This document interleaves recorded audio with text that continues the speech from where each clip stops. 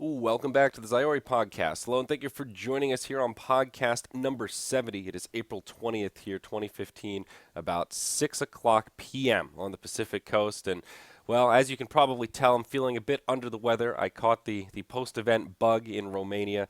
I've been pretty lucky, actually, the past few events that I've gone to in terms of walking away without any kind of sickness. It's pretty common. You're around a lot of people. It's a high-stress environment. You're flying a lot. You know, sometimes hand washing is a little bit limited. We're going to talk about bathrooms in this podcast quite a bit. I'm going to critique the bathrooms in Romania, the bathrooms in Germany. Vastly different experiences while we were traveling abroad this time at Star Ladder Season 11. This is basically the post Star Ladder 12 podcast, so we're going to talk all things Star Ladder related. And I'm going to talk about the summit a little bit. We just announced the talent list and some of the other staff that are going to be attending. So I want to talk about that whole concept a little bit in some more detail. And it seems like there was a little bit of confusion out there that we had intended. So I want to clear that up, and we'll see where that takes us. So first things first, Star Ladder Season 12. It just happened at a pretty good event, the last event on the patch, and of course we're going to talk about the patch 6.84. I have not gotten a chance to play it yet, unfortunately. It just dropped today. I did see the first game that was played on it, though, before I took my afternoon nap. It actually happened mid-series, as all good patches do, right? I think the last patch, 6.83, came out in the middle of a series that Cuddle Guy and I were casting. I'm almost positive. If it wasn't this one, then it was 6.82. It happened probably the time before that as well. For whatever reason, I don't know whether it be intentional or not, but whenever Valve seems to drop those patches, there's always some sort of a series ongoing. Maybe it's just a sign that there's always competitive Dota going on. So pretty much no matter when you drop the patch, someone's going to get caught up in their series getting messed up. But it's always so interesting. Both teams will always, for the most part, not do anything too crazy. I was surprised we didn't see a Centaur pick. That felt safe to me. You know, you understand why teams do the same thing. They stick to the heroes they know. Even though there's a lot of changes on the patch, you know things are going to be a lot different. Some things are going to be considered broken. You're still not going to fuck around with it until you've had time to practice. And when it just drops in the middle of a series like that, you're not. Yeah, it's not good. It's not good. You're not going to take those unnecessary risks. We saw some Enchantress. That was kind of cool. She seems pretty strong right now. Dragonite seems a little bit better. Other than that, it was fairly straightforward, man. I still want to see this Alchemist Ags. I think that is one of the more interesting parts of the patch. These new items as well. I don't know. I was surprised by the amount of PMs I got, people asking when the Zyori patch analysis was going to come out. And I didn't really want to break their hearts and say never, but the answer is pretty much never. I don't think my opinion is really that valuable in terms of analyzing patch notes like this when there's so many extreme changes jammed into one patch. It's like, how is this going to shift the game? I could venture some very vague predictions, but I have no idea. It's going to be absolutely wild, and I'm excited. I think this is really going to rejuvenate the game a little bit. It makes me very excited to think about what's going to happen at TI5 because we still have plenty of time before it comes out. So it's like a couple of months, or until the event happens. So a couple of months for the patch to kind of figure itself out a little bit. Pros to really get their footing, and I think by that time we'll have some pretty cool strategies coming out. It really reminds me of one of the age-old patches. I forget the number, but the one where they added all the items, basically, all the like upgradable items. They really expanded it with like Shiva's Guard. I wonder what patch that was. It was like the patch they added Shiva's. And I kind of want to look this up now and see if I can. Boom. Is that even in here, what patch it was added? New item, patch 6.49. I remember that patch. I feel like there were quite a few items added in that patch, like Assault Karas and all these like really cool upgrades. I don't know. It just really changes the state of the game, and some of them are just very, very strange. Introducing new mechanics like Spell Vamp. I don't know exactly how that's going to go. It's really hard to predict. We just have to sit tight and look forward to the next couple of weeks here in this time of flux. I'm actually really sad I'm not going to be casting that much. I guess I am going to be casting some. Let's see. Let's take a look at the schedule here. Coming up in the near future, I'm going to be going up to Red Bull. I think that's coming up on the 5th, maybe, something like that, like the 6th. I'm going to be doing the dedicated OBS. for the playoffs in LA, and then for the main event, I'm going to be casting the All-Star match, I believe, and then I'm going to be hosting the panel and doing OBS for the main event also. So I think that's going to work out pretty nicely, and then we're going to come back from that like 2 days before the summit's supposed to start, and then that event's going to take place. I'll be casting a little bit here and there, but until we leave for Red Bull, it's pretty much all hands on deck for things related to the summit. We're in crunch time, baby. The house is looking in pretty good shape. My room is one of the last ones that needs to be set up. It seems like my room's just kind of the throwaway room every event. I don't know why it ends up being that way, but we just kind of use it as an extra lounge area, throw a couple PCs here, a TV, and sometimes it's just necessary to have some segregation for the team, so you don't really have to have much in a couple of the rooms. They just need a place to sit and communicate and just be able to shut the door and get a little bit of privacy. So kind of bouncing all over the place with this podcast. So this is everything we want to talk about. I do want to mention the summit later on. Let's jump back to Star Ladder and talk about this event itself. All things considered, I think this Star Ladder was a really fun event. The teams it was an interesting mix of teams. We got to see London Conspiracy there. There were a ton of upsets. Secret eliminated in the bottom two alongside London Conspiracy. I was joking that I'm glad I didn't do Vulcan bets for this event. The main reason I didn't is because the schedule kept changing, and I didn't bring a laptop. I only have my tablet, and it's a little bit slower to do Vulcan bets on the tablet. We just didn't have a lot of free time, so I just didn't mess around with it. And I'm really glad I didn't this event because it was all over the place. It was absolutely insane. Some of the other results that came out. You would have Alliance who eliminates Secret one day, then gets eliminated by Cloud9 the next day. Same with Team Malaysia. They knock Secret down to the lower bracket, then they get knocked down and just get dominated. And it was just all over the place in terms of day one. We're like, wow, these teams look really strong. Day two, those are the teams that are struggling the most. And of course, it was China that ended up dominating the event. It really felt like Vici Gaming was just on the next tier. In terms of skill level for this tournament, I think IG was up there, Cloud9 was up there. I think they were on pretty equal footing, but Vici really just stood apart. Very, very crisp and concise play, and I think Ice Ice Ice in particular, just showing time and time again how incredible of a player he is. That one play in particular that really stood out was when he drops the Yule's Scepter. I forget who it was that was TPing out, but someone's TPing home. He has no way to interrupt it, and he just takes his Yule's Scepter and just drops it on the ground right next to him, and thinking there's a chance that he might interrupt the TP and try to grab the item, and if he gets it, consider that a valuable trade even if he dies. And like that's really interesting. You put a 3,000 gold item on the ground, and you think, okay, if I interrupt this TP and I destroy his item, fuck it if I die. Like that's a huge win for me.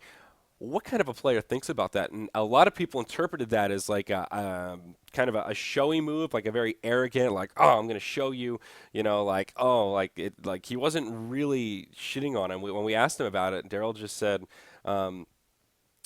I knew that was the only possible way that he would interrupt the TP. I still thought it was a low percentage play, but I had no stun to interrupt him, so I figure I drop my item. At least there's a chance he might interrupt it. I can pick up my item fast enough and kill him. That's the only way I have a chance of getting the kill there. And I'm just like, wow, that is really impressive. You just don't expect players to try and get in the head of their enemies in that same kind of a way. Very, very impressive stuff. Really next level plays, and definitely respect that guy as a player quite a bit. We talked about him quite a bit on the panel, how diverse his hero pool is, and his brood mother in particular, what she can do. Ugh, God, enough about Ice Ice Ice. Now, the event itself definitely had some issues. There were some audio bugs. I think some of that was moving to a new venue. Remember, this is the first Star Ladder that they've put together outside of Ukraine. So there's just a lot of other issues that were introduced alongside of that. The setup itself was a little funky. The computers under our desk didn't have any ventilation, so there was all this warm air just constantly like blowing up your pants while you're sitting at the desk trying to cast, and you're just like actually sweating, like feeling like you're in a sauna, and it's rough. They're kind of recessed monitors in the desk. You have to hunch over a bit. Not the worst we've had, but certainly not the best either. The weirdest part is that the soundboard was under the desk, so they had to kind of come in and reach in between our legs to mute stuff, and that was a little strange. I feel like you just can get some XLR extenders and then you can put the board wherever you want. It seems like an odd limitation, but minor things, really nitpicking. The big issue for me personally was sound canceling, and I want to talk about some of the things that Envy mentioned in his blog. I did a couple of interviews at StarLadder, and multiple people asked me, are you going to talk about this in your podcast? And I think that is kind of cool that just in general, my podcast is now being known as the place where Zyori goes there, because that's neat. That's exciting. I guess that gives people a reason to tune in. But I'm like, what do I have to say about this secret stuff with Matt making that post? I mean, it wasn't that big of a deal.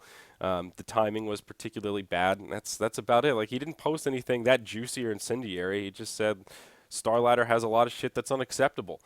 Maybe that's true, maybe it isn't. He didn't post enough details for you to be able to know either way. So it was just a very weird thing. I think the issue in particular, or pardon me, I think the issue really blew up because IG had that travel problem where they showed up late, got off the plane, and still played that night, and then they ended up winning and just dominated. So you look at Secret, and it's like, well, there's no way it could have been worse than that, and IG still had a great tournament. So your argument's bullshit, which is just unfortunate. That's not even the argument that Matt was trying to make, but that's instantly what Red jumps to, and then the circle jerk starts happening. Everyone's cleaning up their semen, and you got a whole messy situation. It's not good. So that's pretty much all I have to say about it.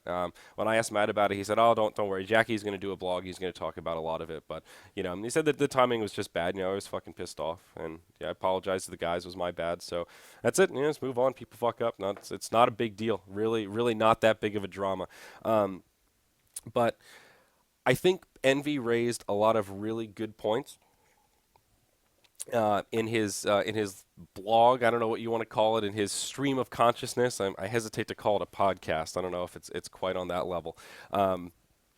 But one thing that he talked about that was completely spot on was the way the speakers were set up. And he's absolutely right. If you don't have even if you have soundproof booths, the players should always be behind the speakers. Like there are ways of acoustics so that the sound waves move away from you. Like you're back here, the speakers are right here, blowing this way towards the crowd. So you're behind it. That just naturally isolates you. And like a lot of events don't do that, and a lot of stages might not be designed that way to properly do that. But at StarLadder, it was set up in kind of the worst way possible in terms of acoustics. The speakers were under the stage. That is one thing that Envy had wrong. I think he said that they were above it or something, but they were actually under the stage. So the players are sitting on top of the PA system. They're sitting on the speakers. Think about how ridiculous that is. You're like, you can feel the vibrations that you're through your chair. You can hear it quite well, and it was pretty loud. It's a big venue, and there's a lot of other stuff going on. So you can actually hear Toby yelling. Like when he said, like, I don't want to hear Toby talking about CS:GO while I'm playing Dota.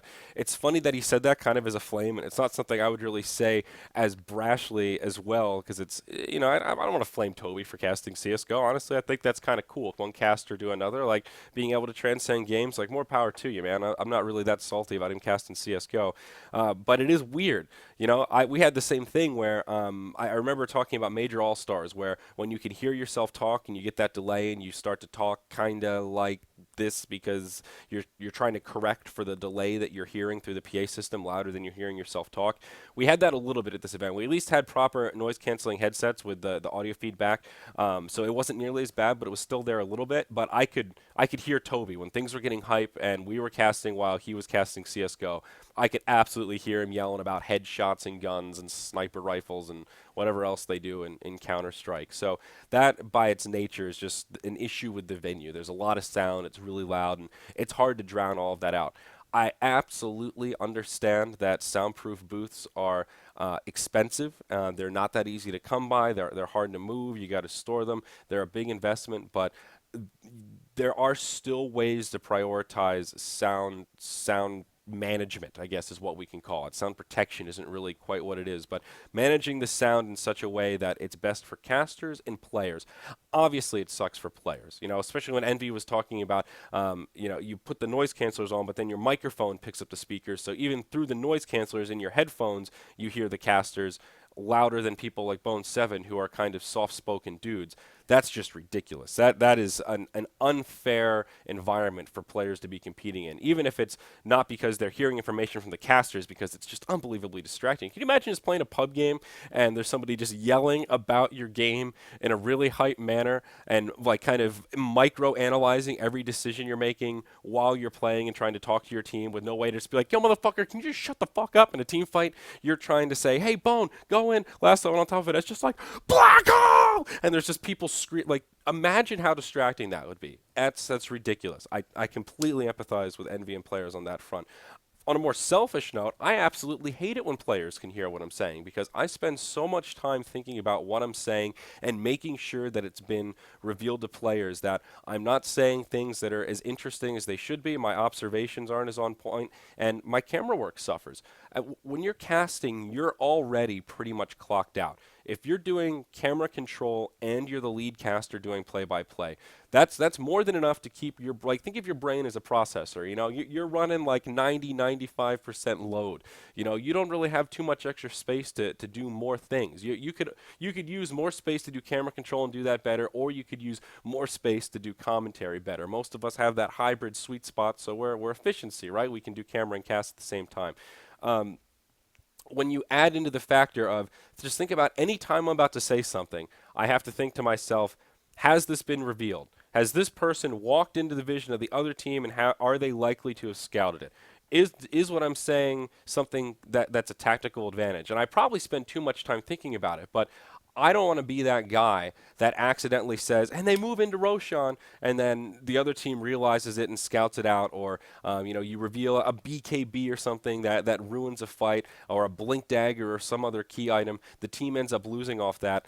You done fucked up, and there's nothing that you can do about it other than just apologize and be that guy that ruined that game. I think it's unfair to put casters to present casters with a scenario where that could be an outcome of casting the event, is that you end up on blast because you accidentally say something. You obviously deliver a much inferior product to the viewers because you can't say things like, oh, they're going to smoke right now. You're not really giving a fair representation of what's happening in the game. You're picking and choosing what to say, what's based on what's been revealed, not really what's going to be interesting. And on top of that, it makes the whole thing harder. My camera work suffers and everything else. I think it's actually ridiculous. And moving forward, there needs to be a standard of casters can say whatever they need to make the game as good as it can be, and players should be able to play without casters yelling in their ears. I think that just has to be a baseline standard for tournaments. If there's going to be a live audience, there's just no way around it. And as Envy pointed out, even like at DAC, I chatted with him about it at the event before he made his vlog, by the way. Like, we watched one of the, I forget which match it was, one of the Alliance games together. And I was asking about the noise canceling and how bad it was, and he said the same thing about the echoing through his headset. And he said DAC was actually a lot better, even though the boosts were not that great and you could still hear the casters through them. At least it blocked it out enough that the microphones don't pick it up. So if you do actually have, like, your team mic'd up on TeamSpeak and then put the noise cancelers over your earbuds, you actually don't hear the casters that much. Like, that does drown it out effectively, that you're in a pretty good place. And, maybe you could hear Roshan stomping around a little bit, but you can't hear word for word what casters are saying and that kind of stuff. And pardon me. And by the way, we do disable the Roshan sounds. There's a command that Valve added for TI4 that's in the game now. So I also, when we don't, the little trick, by the way, for people out there, if you're ever in a scenario where people can hear you while you're casting, if you think a team's going to go to Roche, just click on Roche and then move the camera away so you see his health bar, at the bottom and just what percent it's at, so the viewers know, okay, Roche is dying. Then you just move around and kind of talk about other stuff. So there are little workarounds and tricks, but it sucks to have to think about modeling your casting style based on revealing information. It's just kind of ridiculous. Other stuff aside, Bucharest was a pretty nice city. I had an okay time getting around. Cabs were pretty fun. Apparently, taxis are a whole thing with tourists. They try to rip you off with the flat rates. We had some interesting adventures trying to haggle with taxi drivers and pretending they don't speak English. And I don't have any change. I'm like, are you kidding me? You don't have two singles. You're a taxi driver, for Christ's sake, dude. Like, you definitely have change. It's not possible for you to not have change. But whatever, keep it. We're haggling about 30 cents. We really are. So you know what, dude? Go for it. It's all good. It was a pretty fun experience on that front. Unfortunately, this event we didn't get too much time to see the city or really do much at all. We went to the Twitch party after the event and then flew out at 6 a.m. The morning after it ended. So we didn't get too much time to venture about the city, and the little bit of free time we did get was spent in meetings and networking with folks, with the recent announcement to majors and all of these other fun changes to the Dota scene. Believe me, there were plenty of meetings to be had and people to talk to. So we kept ourselves quite busy. It was a very high octane event. We just kind of went from one thing to another. I did try some interesting food. I had a game dish. Maybe that's what made me sick after all, huh? I had bear sausage. I had like venison jerky. It was like dehydrated venison. It was pretty good. I had rabbit, like this. It was the kind of, it tasted actually kind of like bologna. It was kind of weird, but I ate some rabbit, and it was nothing really too crazy, but it was pretty good. Bear, huh? You know, who'd have thought? It tasted surprisingly similar to cow. Um, Similar animals, I guess. Other issues with Starladder that Envy talked about, I can't really speak to specifically. We just have a very different interaction with Starladder than the players do. It's not something I'm experienced with. The only thing that I would say about Envy's vlog outside of the sound stuff is it was obviously very emotionally charged, and it was just a stream of consciousness. You know, it sounded like he really needed to get that off his chest, and I'm glad he did. Hopefully, he feels a lot better now. You know, it's good to vocalize when we're having problems, get those things out, and I always find that process therapeutic. So, Envy, this is to you, my friend. This is part of the reason why I do the podcast. This is why. So we have an outlet to talk about the things that bother us as members of the Dota 2 community. So if you enjoyed it, do it some more, sir. I think an Eternal Envy podcast would be a big hit. And Envy, dude, I swear, if you really want to get it going, I'm ready to make it happen. Let's do this. We could kill it. We really could. So moving forward, who knows what's happening with the next Star Ladder? What else did I want to mention about? Oh, Tanya. Oh my, that was interesting as well. I don't know how many of y'all remember Tanya from the stream. We didn't really know that she was going to be part of our thing. It was nice to have someone else doing the social media stuff. I guess it's a little more swallowable if it's coming from an attractive young lady. It was cool though. She was not really that talkative to us. She would just kind of come over and fix her hair and then just do her thing. And then as soon as her little segment was done, she would just walk away and that's it. One day she gave me a G2A pin and asked if I would put it on, and I said, no, I don't want to do that. I guess they saw, and it was weird that she just gave it to me and no one else. You know, like not LD, no one else that was wearing a jacket. Just maybe they saw that I had my Wisp pin. Just that could be G2A, and sorry, I'm not swapping out the Wisp, so I kept it going. I liked it. What do I think of Capitalist Facebook post? I haven't seen it. Link it, please, and I'll check it out. Sorry, I usually don't look at Twitch chat, but I got off track there. So, yeah, that's about it. That's everything for Starladder, I think. A very fun time, and I did want to just get my rant out about soundproof booths because I wanted to write a little blog about it, and then I decided, no, I'm not going to go blog, boys. I'll just bitch about it in my podcast. I guess the last thing that I should talk about that's related to Starladder is this fucking interview I did. Did you guys see this bullshit? I tweeted about it yesterday. The thread that popped up that was titled, "Everyone is just after that fuck you money." No, all right, here we go. Everyone is just trying to get top 8 and TI so they can get that fuck you money and peace out. And the thread was just everybody shitting on me. Just, that's not how it works, Zyori. Everyone, like, I'm just like, oh, for fuck's sake. So I don't fiend Reddit anymore when I'm at home. You know, if I'm at an event, I check it a lot. But I'm actually at a point where I just, either way, I don't really care that much what Reddit's saying. If they're happy, that's cool. I'm not upset. If they're upset, honestly, I'm not really that upset. Usually when they're upset, they're a little bit confused. There's some information they don't have, or there's some reason why whatever they're complaining about was not possible or had to be done a specific way. So, you know, it's just not something I get hung up on anymore. So I found this thread when it was like 10 hours old, and it just kind of, it already fell apart.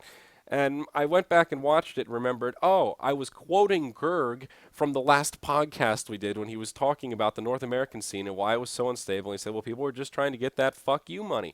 We talked about it. I was just parroting what Gerg said. I was kind of making a joke and a stab at him. It was, if anything, I was being a little bit sarcastic because I was like making fun of Gerg, even though it's a good soundbite, and I kind of do like it. But they cut off the part where I'm talking about the North American scene. She's asking about what I think about the major systems, the major system, and I talk about, oh yeah, North America. It's been a lot more unstable recently, and everyone there is just trying to get their top 8 in TI. So if you get rid of the North America part, it sounds like I'm the biggest douchebag ever. Just, oh yeah, everyone in Dota, all these players are just a bunch of fucking money grubbers that are just trying to get top 8 and say fuck you. God, for fuck's sake, no, that's not what I'm saying. Oh, god damn it. So I did go in there and post it, and I tweeted about it this morning in a bitchy rage, just getting all pissy. Hey, don't time him out.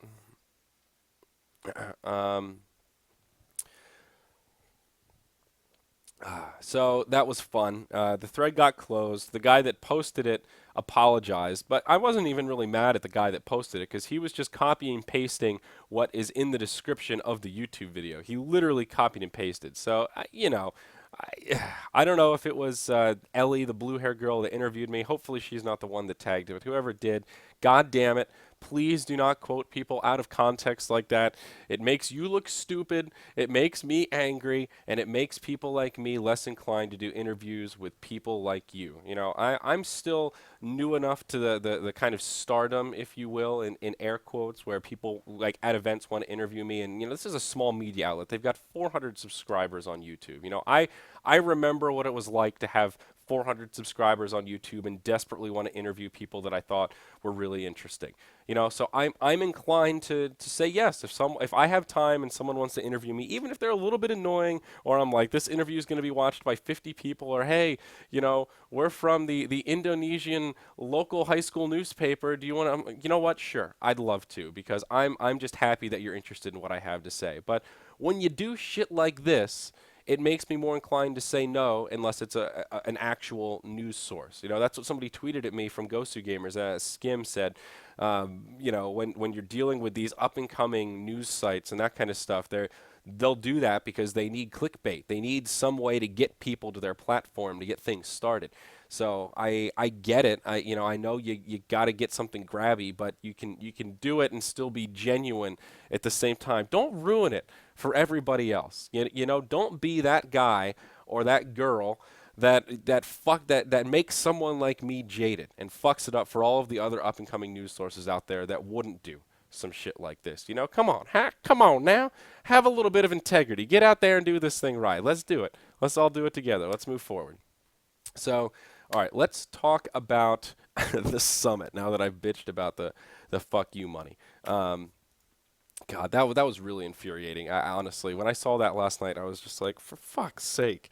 Like, is this really a good use of my time here to try and defend myself about this? Like, oh, God. Anybody with half a brain watched the video and realized what I was talking about. The irony is most of the people that were shitposting on there probably didn't even watch the interview. They just read the title and went, oh, yeah, this guy's a fucking cock gobbler. Let's shit all over him, which is totally acceptable. If I were a lesser man, I would be tempted to do the same thing, at least internally. You read the title and people are lazy. They're not going to do their homework to see if that's actually what's inside the book once you open it, Hey, toffees.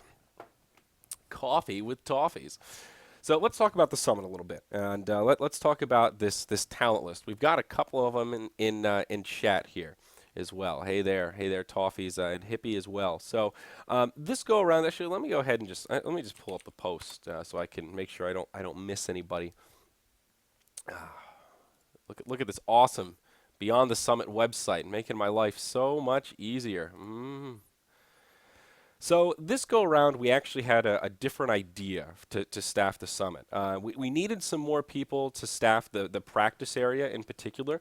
This summit, one of the changes, as we've talked about, is adding 2 more teams to take us to a total of 8. We don't have enough room at the house for that many computers and really all those people at one time. So now we're going to have a practice area at the hotel where there's 20 computers set up that the players can just come and go as they please and use to get on the internet and play some dotes. So we need people to staff that during the event. We can't just leave, $20,000 worth of computers sitting there. It's like, all right, guys, go at it. I got to make sure that it's actually our people that are going in and out, and there aren't just like random people in the hotel walking in. Make sure that nothing gets broken or stolen, and if the players have any issues, tend to it. If there's a big issue with the computers, call one of us and we'll come fix it, that kind of a thing. So that's a lot of extra positions, and this time we also just expanded the staff because last time we realized we had too few people doing too many things. So at first we wanted to try and find locals. We have a pretty long list of people that have reached out saying they want to volunteer in some capacity at BTS. Some basically just saying like, hi, I would like a job. Do you have any jobs for someone like me? I haven't told you anything about myself, but do you have any jobs that I might like? And then we get emails from people that say, oh, I would like to just help out if you have some, anything that you just need some free labor for. I'd love to give you a hand. Now, the big issue with volunteers is that we have no real good way to vet them. We're already kind of running at capacity. We don't really have a staff member that we can spare to just conduct interviews with volunteers, and even so, we don't really have it's difficult. I don't know. Some volunteers are really, really great, but a lot of them really aren't so great. And some of them will try real hard, but just can't really do the things we need them to do. So instead of trying to go through that process, we decided, why don't we bring in people that are community contributors?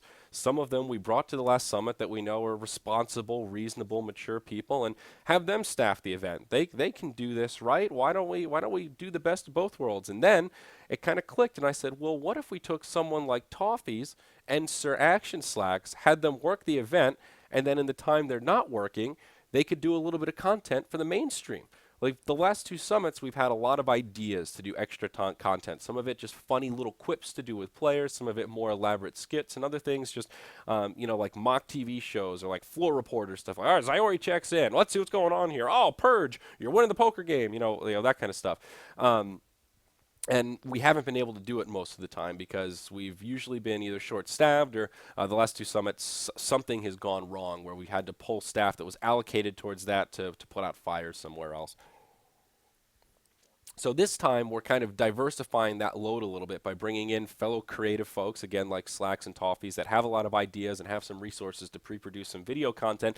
They get a little bit of exposure on the stream. They're going to be able to spend a little bit of time on the couch. Not too much, but you'll see them make a couple of appearances here and there. And on top of that, they get to spend a 5 to 6 day getaway almost in a Dota paradise. This go around, we used that phrase. I liked when we came up with it in one of our meetings. Of just let's try to create a Dota paradise for 5 days. We're gonna have this awesome tournament and just surround everybody with Dota people. And I think we found a pretty cool mix. Now, what a lot of people were confused about that I want to clarify here is that Fosh and Renessa were not hired as cosplayers.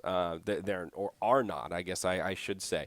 They are cosplayers, but they're just working the event as regular staff. I was PM'd by a couple of other cosplayers, like, oh, well, why didn't I get invited as a cosplayer? It's like, no, it just happened to work out that we brought them back for staff. It's kind of unrelated to the cosplay thing. We just sort of see them as community contributors. Fwash in particular has just done so many different things with her songs and her comics and her drawings, and she's actually become pretty iconic on the subreddit and as part of like the art community. So we're happy to have her back. And Suns fan as well as Sajidine. I know some people were disappointed that Suns fan won't be casting all that much. He'll probably again like everyone else make a few appearances on the couch. I doubt Nikki will, but I think they're probably going to be leading up the admin role, where they'll be actually monitoring the games and enforcing, well, not really enforcing rules, making sure there's no cheating, or players aren't tabbing out, streams aren't open, coaches and managers aren't talking to their players while the game is going on, all that kind of stuff. But again, we felt like we could cover our bases very well if we have the staff working the event that can also double as talent on the couch, and sharing is caring to some degree. And I mean, just think about it. How awesome would it be? Just imagine your team's secret. Okay, you're Puppy. You're the captain, and you get the text message. Okay, Carl will be here in 5 minutes. Meet me in the lobby.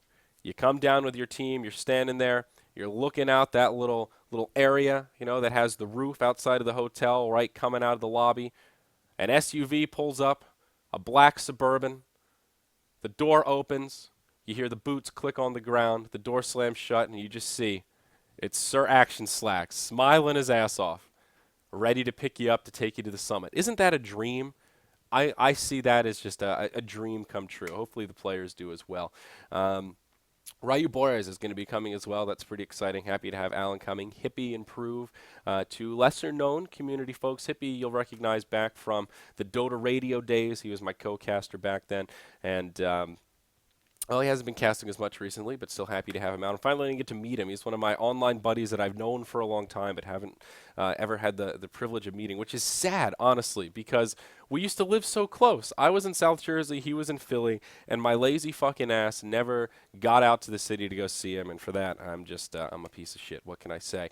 Improve, a very recent addition to the staff, but she's been working with Toffees for some of their video content, and I think it should be pretty good. Plus, we're bringing dedicated obs out the ass, Wepis, Mott, and Blaze. We're bringing 3 dedicated observers because of the Russian stream. I think that might have been confusing to people as well. Basically, the plan is Wepis will be doing 2/3 of the dedicated obs on the main stream. 1/3 of the time he'll be off to just hang out and do other stuff. Mott will be doing dedicated obs 1/3 of the time on the primary stream, 1/3 of the time on the Starladder stream, and then 1/3 off. And then Blaze will be doing 2/3 on the Starladder stream, 1/3 off as well. So that way everybody gets a pretty equal spread. Blaze will take helm on the Starladder stream, Wepis on the primary English stream, and Mott will kind of toggle back and forth. So I think it should be a pretty good spread of obs, and kind of the best of both worlds. We'll have 2 translators, Josh Lee and Tiffany. That is not O-Ling, by the way. I knew when I saw this, after we posted, I was like, people are going to think that's O-Ling.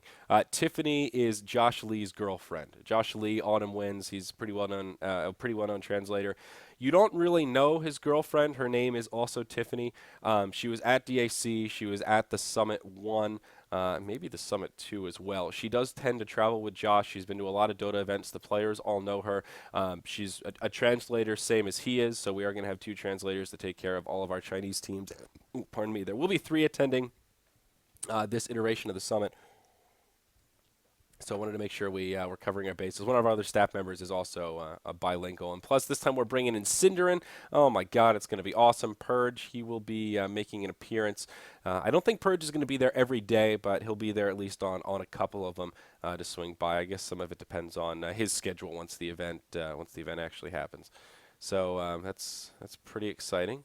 Did we get a sub? Somebody say sub hype? No, I don't think we did. When are we going to see the Ryu Borges make up and have him on your podcast? The only other time I heard you mention him since I subbed is this time last year in his invite. Dude, I would be happy to get Alan on the podcast, man. That'd be awesome. Alan is he's a pretty badass dude, I'm not going to lie. I like him quite a bit.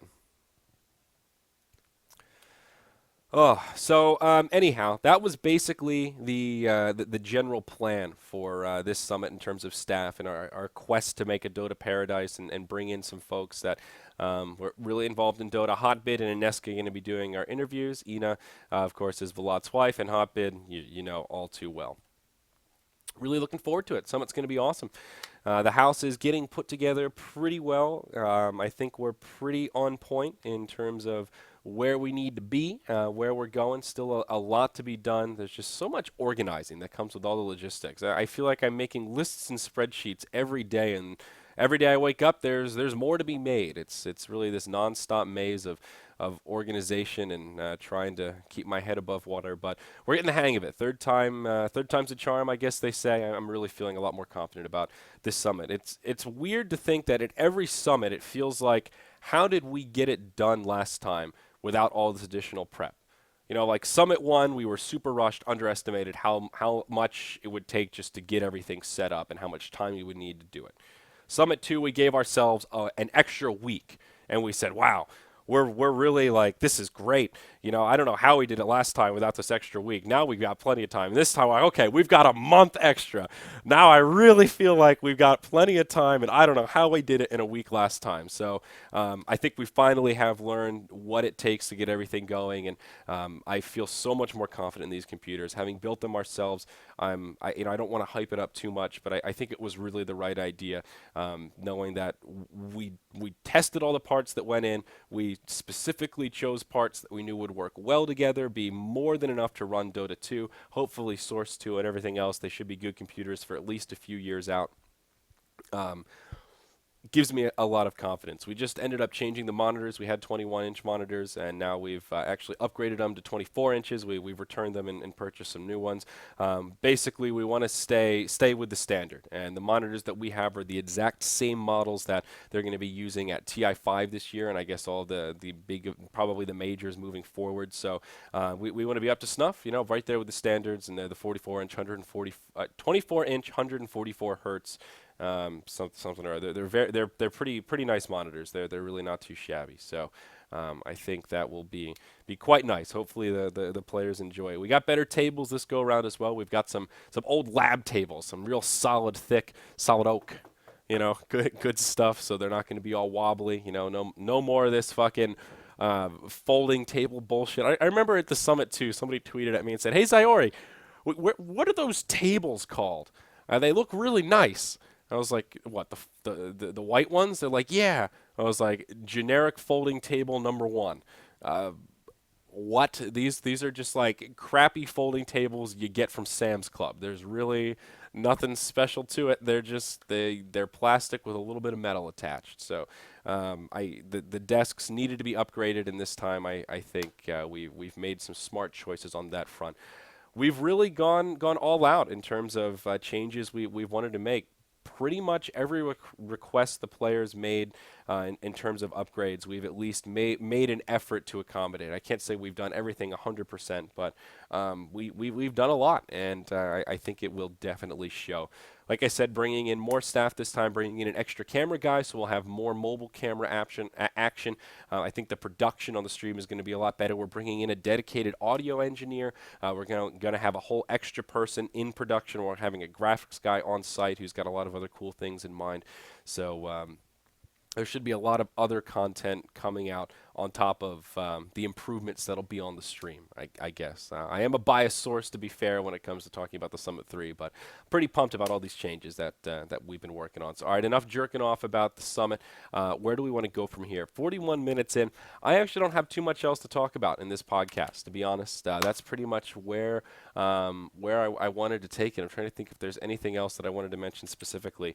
I did talk about the patch a little bit, and I will be streaming a little bit more, as I talked about right before we ended that, or right before I left for Starladder. That this is the stretch of time where I'm just not going to be streaming nearly as much. I would probably play a few games tonight, but the sickness is what's not so good. It's not going to be impressive. It's going to be awful. So I recommend you go watch Dendy or Sing or one of the other big streams tonight, and save mine for another day. So while we're getting crunch time for the Summit and dealing with Red Bull, it's going to be another few weeks before all Zyori stream comes back in full force. So I appreciate all the subs that have stuck around and continue to support the stream. You guys are awesome. And girls, of course. Y'all are awesome, not to be too gender biased about it. One last thing I will comment on. It's election season coming around the corner, and oh god, I was just talking to my friend Joy about all sorts of bullshit with the presidential candidates coming up, and we're going to be talking some politics here on the podcast. I think I want to get Toffees on to do a political Zyori podcast. I think that would be pretty exciting. We've been kind of joking about doing one for a little while, and I think I finally want to do it. I do want to have more guests on the podcast as well to sort of continue evolving the format. Making the jump from audio only to the video podcast, I think, was a big improvement. It's just sort of helped spread the breadth of the podcast in general. Now more folks are finding out about it, subscribing on iTunes and all that kind of stuff, which is really fun and exciting. Even just putting it on YouTube, I found an increase in the audio-only downloads, which is also pretty cool. Gerg really wants to podcast again as well. I'm not sure how much you guys actually enjoyed Gerg. I'd love to see some feedback in chat, actually, if you thought he was a lot of fun. if I had more time, I'd love to do a standalone podcast with him. I don't know how much I want the Zyori podcast to be infiltrated by the Gurginator, but I would like to have him on as a recurring guest. What is the ideal frequency of Zyori monologue podcast to Zyori plus one?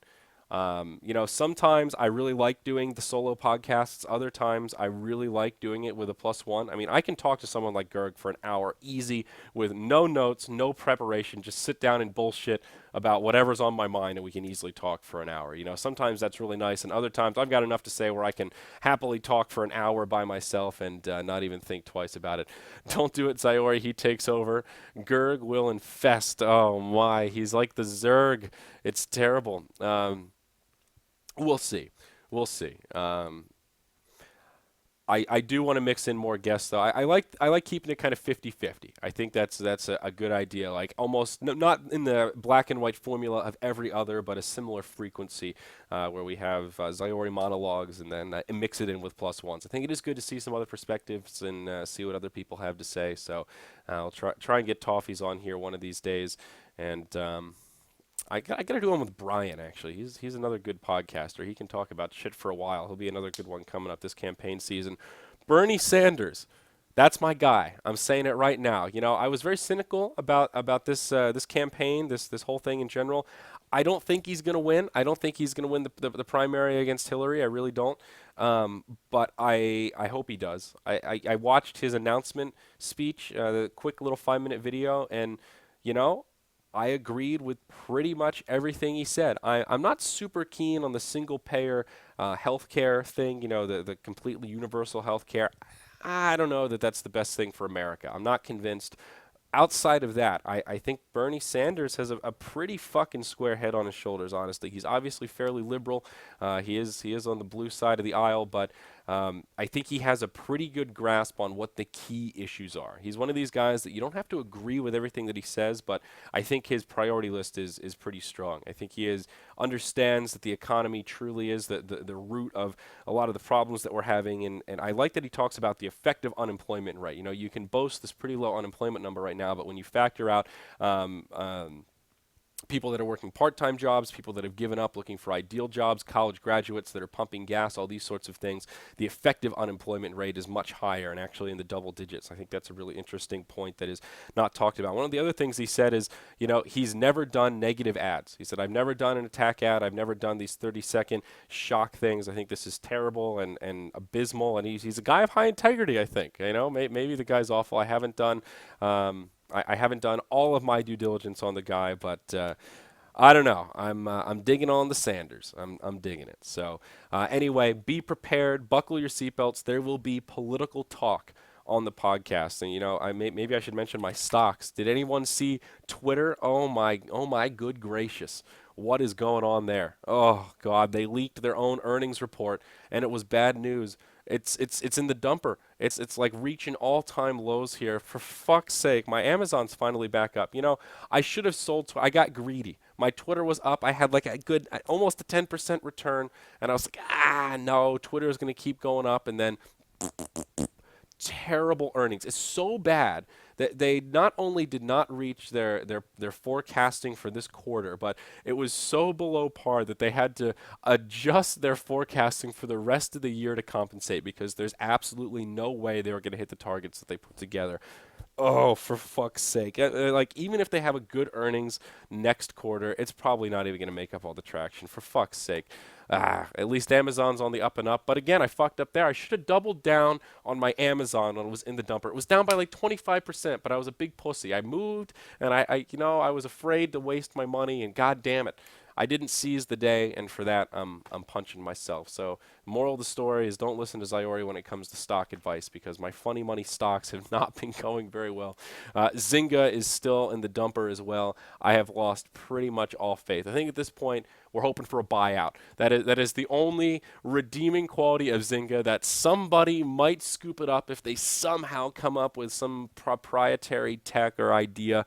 I don't see that happening. I think the bubble has burst on that, and ugh, God. Luckily, it's pretty small. Zynga was my first investment, so it was actually my smallest in terms of my my tech stock funny money. That's what I like to call it, because it truly is. Every time I talk about these stocks, people go, really? Like, you're investing in this kind of stuff? Investing. My true investments are in a much more diversified type funds. This is sort of like my gambler's fix to just play around with some stocks and, maybe make just a little bit of money on the side if one of them blows up. But, just to kind of keep me entertained. I'm not really that crazy about the stock market, but it gives me something to think about. So, with that, folks, I think that brings this podcast to an end. Thank you so much for joining us here for this iteration of the Zyori podcast. Make sure you get at us on iTunes. Going to drop the link in chat. I'm always plugging the iTunes. It's great. It's good stuff. That is the best way to get your hands on the Zyori podcast. So with that, I bid you adieu. Be kind to yourselves and be kind to each other. We'll see you on the next podcast.